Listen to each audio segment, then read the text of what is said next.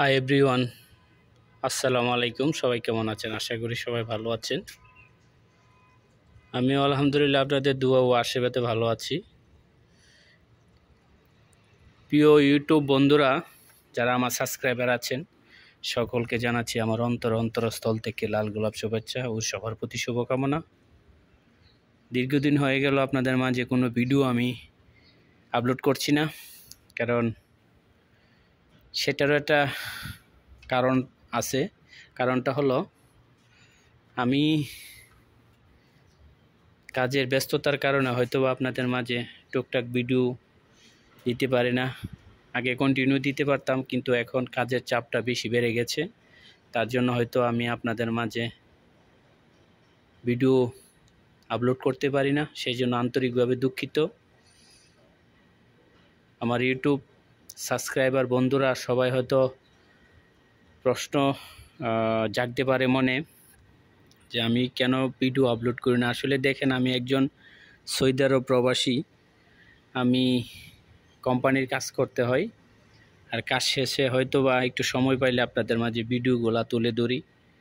তেমন কোনো কিছু আহামরি কোনো কিছু নয়, যতটুকুই আমার সাধ্যের মধ্যে হয় বা আমার চোখের দেখা, একটু বিদেশের মাটিতে রোডঘাট বা এই আর কি একটু প্রাকৃতি আপনাদের মাঝে তুলে ধরি, এটাই, অন্য কোনো কিছু না। অন্য ফেমাস বড় বড় ইউটিউবদের মতোই বিভিন্ন জায়গার সিনারি আমি তুলে ধরতে পারি না, কারণ আমি তো ছোট একজন ইউটিউবার। তাই আমি অন্য কোনো কিছু বাইরে গিয়ে আমি ভিডিও শ্যুট করতে পারি না। আমি যেই জায়গায় থাকি এই জায়গায় হয়তো আপনাদের মাঝে কিছুটা প্রকৃতি দৃশ্য আপনাদের মাঝে তুলে ধরি। তো বিভিন্ন কাজ বর্তমানে কোম্পানির কাজের ব্যস্ততার কারণে সময় করে এদিক ওদিক ছুটতে পারি না বা ভিডিও করতে পারি না। আজকে ভাবলাম যে যাই কিছু সামনেই আসুক না কেন, বা সামনে যেটাই বেশে আসুক ওটাই আপনাদের মাঝে তুলে ধরতেছি। তো প্রিয় বন্ধুরা, আমি একজন ছোট ইউটিউবার, এবং আপনাদের উৎসাহ ভালোবাসা পেয়ে যদি আমি একটু উপরে যেতে পারি বা সফলতার মুখ দেখতে পারি, আমি আসলে কৃতজ্ঞতা বোধ করব আপনাদের মাঝে। হয়তোবা অন্য ইউটিউবারদের মতো বড় বড় কন্টেন্ট ক্রিয়েটর যারা আছে তাদের মতো আমি তেমন ফেমাস করে হয়তোবা ডায়লগ বা ভাষা দিয়ে বলতে পারি না। আমি যতটুকু পারি সেইটুকু দিয়ে আপনাদের মাঝে কথা বলার চেষ্টা করি। যেহেতু আমি গ্রামের ছেলে, গ্রাম্য ভাষায় কথা বলি, আমি তেমন শুদ্ধ ভাষায় বলি না বা বলার চেষ্টাও করি না, কারণ আমি যেহেতু গ্রামের ছেলে, গ্রামের ভাষায় আপনাদের মাঝে সব কিছু তুলে ধরি। তো আমি যে এরিয়াতে থাকি আর কি, সেই এরিয়ার রোডঘাট অর্থাৎ বাড়ি বা রোড, আমি যেখানে থাকি সেই এলাকাটা আপনাদের মাঝে ভিডিও তুলে ধরলাম। তো একা বসে আছি, আজকে ডিউটি ছিল, সকালে ডিউটি কাজ শেষ করে হঠাৎ একা বসে রইলাম রুমে।